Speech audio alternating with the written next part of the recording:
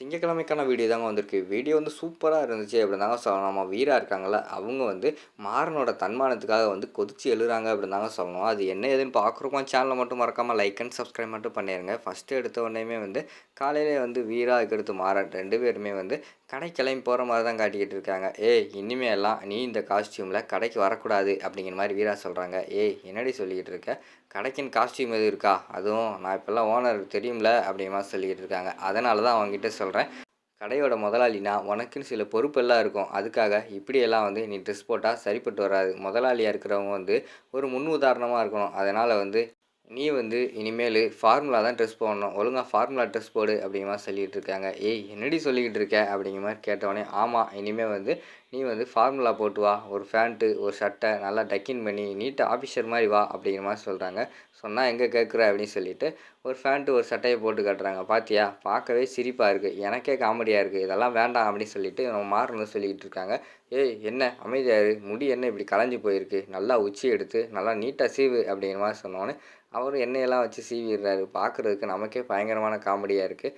ஏய் பாத்தியா கண்ணாடியில் பாரு, எனக்கே வந்து விழுந்து விழுந்து சிரிக்கிற அளவுக்கு காமெடியாக இருக்குது, இதை போய் போட்டுட்டு கடைக்கெல்லாம் வர சொல்கிற, யாரும் கிண்டல் பண்ண போகிறாங்க அப்படின்னு சொல்லிட்டு அந்த இடத்துல வீரா வந்து சொல்கிறாங்க. அதெல்லாம் ஒன்றும் சொல்ல மாட்டாங்க, உன்னைய பார்த்து நாளைக்கு 4 பேர் அதே மாதிரி வருவாங்க பாரு அப்படின்னு சொல்லிட்டு வீரா வந்து கூப்பிட்டு போகிறாங்க. கீழே பார்த்தா வள்ளிக்கு வந்து சிரிப்பு வந்துடுது. டேய் மாறா என்னடா இது இப்படி வந்திருக்க, கோமாளித்தனமால இருக்குது அப்படிங்கிற மாதிரி சொல்லிகிட்டு இருக்காங்க.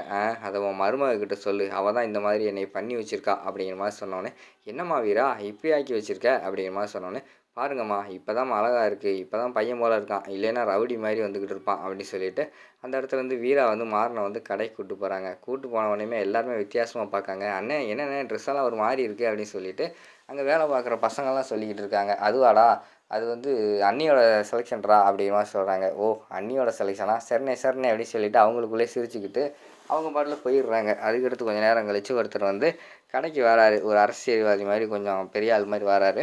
வந்தவொடனே யோ கடையில் யார் யார் இருக்கா அப்படிங்கிற மாதிரி கத்துறாங்க. நம்ம மாறன் இருக்கார்ல அப்படியே பணிவாக வந்து அண்ணே சொல்லுங்கண்ணே என்ன வேணும், நான் தானே அப்படிங்கிற மாதிரி சொல்கிறாங்க. டேய் நீங்கள் வேலை பார்க்குறியா அப்படிங்கிற மாதிரி சொல்கிறாங்க. இல்லைண்ணே நான் தானே இந்த கடைக்கு முதலாளி, இருந்தாலும் அப்பப்போ வேலையும் பார்த்துக்குருவேண்ணே அப்படிங்கிற மாதிரி சொல்கிறாங்க. ஓ அப்படியா, சரி வா எனக்கு வந்து வெள்ளை வேஷ்டி வெள்ளை சட்டெல்லாம் எடுத்து போடு, அதுவும் வெள்ளை வேஷ்டி வெள்ளை சட்டை வந்து கஞ்சி போட்ட மாதிரி இருக்கணும், அப்படி இருக்கணும், நல்லா ஒயிட் அண்ட் ஒயிட்டாக இருக்கணும் சரியா, நான் போட்டு போகும்போதே வந்து பார்க்குறவங்களுக்கு தெரியணும் நான் வந்து பெரிய அரசியல்வாதி அப்படின்னு சொல்லிட்டு அப்படிங்கிற மாதிரி சொன்னேன். அண்ணே வாங்கண்ணே நம்மக்கிட்ட வந்து எல்லா ட்ரெஸ்ஸும் இருக்குண்ணே, வாங்கண்ணே வாங்கண்ணே சொல்லிட்டு கூப்பிட்டு வராங்க. கூப்பிட்டு வரும்போது சொல்லிக்கிட்டே கூப்பிட்டு வராங்க. அண்ணே நம்ம கடையில் தானே தரமான துணி எல்லாமே வந்து தரமாக இருக்கும், நீங்கள் ஒரு டைம் வாங்கிட்டீங்கன்னா அடுத்து வந்து ரெகுலராக தான் வாங்குவீங்க அப்படிங்கிற மாதிரி சொல்லிட்டு கூப்பிட்டு போய் காட்டிக்கிட்டு இருக்காங்க. அண்ணே இந்த ட்ரெஸ்ஸை பாருங்கண்ணே, இந்த ட்ரெஸ்ஸை பாருங்கண்ணே அப்படி சொல்லிட்டு காட்டுறாங்க. அண்ணே இந்த ட்ரெஸ்ஸை போட்டு பாருங்கண்ணே, இந்த ட்ரெஸ்ஸை நீங்கள் போட்டு போனாலே உங்களை வந்து கண்டிப்பாக வந்து அரசியல்வாதி மாதிரி தான் இருக்குன்னு சொல்லுவாங்க, நீ போட்டு போகலைன்னா கூட அப்படி தானே இருப்பீங்க அப்படிங்கிற மாதிரி சொல்லிக்கிட்டு இருக்காங்க. என்ன விளாண்டுக்கிட்டு இருக்கியா, ஒன்றுமே சரியில்லையே, ஒன்றுமே வந்து குவாலிட்டியாக இல்லையே அப்படிங்கிற மாதிரி சொல்லிக்கிட்டு இருக்காங்க. அண்ணே இதெல்லாம் நல்ல கம்பெனி தானே, இந்த ட்ரெஸ் எடுத்து போடுங்கண்ணே, இது வந்து நம்ம கடையில் அதிகமாக சேல்ஸ் ஆகிக்கிட்டு இருக்குது, இதை பாருங்கள் அப்படிங்கிற மாதிரி சொல்கிறாங்க. ஒன்றும் சரியில்லை, என்னையா கடை வச்சுருக்கீங்க, கடை தான் பெருசு பெருசாக வச்சுக்கிட்டு இருக்கீங்க, ஆனால் வந்து உள்ள பொருள் ஒன்றும் இல்லையே அப்படின்னு சொல்லிட்டு அவர் வந்து கோவப்பட்டுட்டு போயிடுறாரு. அவரே கிட்டத்தட்ட துணி அது இதுன்னு எடுத்து ஒரு மணி நேரத்தை வந்து வேஸ்ட் பண்ணிட்டாரு. ஒன்றும் எடுக்காமல் வந்து அது ஒன்றும் சரியில்லை அப்படி இப்படின்னு சொல்லிட்டு கிண்டல் பண்ணிட்டு வேறு போயிட்டார். இங்கிட்டு பார்த்தா நம்ம வீராவுக்கு வந்து பயங்கரமான கோவம் வந்துடுது. என்ன மாறன் அமைதியாக இருக்கான், இல்லைன்னா நேரம் ஏதாவது தட்டி கேட்டிருப்பானே, பார்க்கும்போது எனக்கே இவ்வளோ கோவம் வருது, அவன் எதுக்கு அமைதியாக இருக்கான் அப்படின்னு சொல்லிட்டு டேரெக்டாக வந்து கேட்குறாங்க. டேய் மாறா உனக்கு சூடு சொல்கிறேன் ஏதாவது இருக்காடா, அந்த ஆள் வந்து 1 மணி நேரமாக ட்ரெஸ்ஸு பார்த்தாரு, சரி எடுக்கலாம் போயிட்டு போட்டோம், ஆனால் வந்து அது சரியில்லை இது சரியில்லைன்னு சொல்லிட்டு போய்கிட்டு இருக்காரு.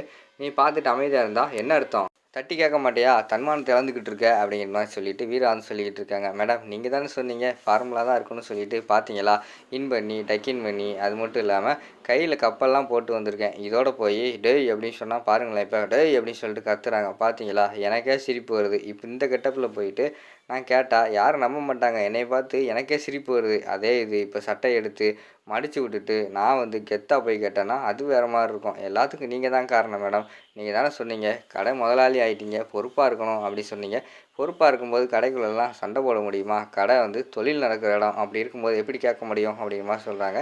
டேய் உன்னை ஃபார்முலா நீட்டாக தான் நான் இருக்க சொன்னேன், அதுக்காக வந்து நீ வந்து இப்படியெல்லாம் பண்ணுவேன்னு சொல்லிட்டு நான் எதிர்பார்க்கல அப்படிங்கிற மாதிரி சொல்லிகிட்டு இருக்காங்க. மேடம் நான் வந்து எப்பயுமே என்னைய மாரி இருந்தா தான் அது நல்லாயிருக்கும். மாறன் வந்து மாறன் மாரி இருந்தா தான் அவனோட கேரக்டரும் அதே மாதிரி வரும். அத விட்டுட்டு மாறனையே மாத்துனா அவனோட கேரக்டரே வராது. அத முதல்ல புரிஞ்சுக்கோ வீரா அப்படின்னு சொல்லிட்டு, அவர் வந்து வழக்கம் போல நார்மல் கெட்டப்புக்கு மாறுற மாரி தான் காட்டுறாங்க. அதோட பார்த்துக்கிட்டிங்கன்னா அந்த எபிசோடு வந்து முடிச்சிடுறாங்க.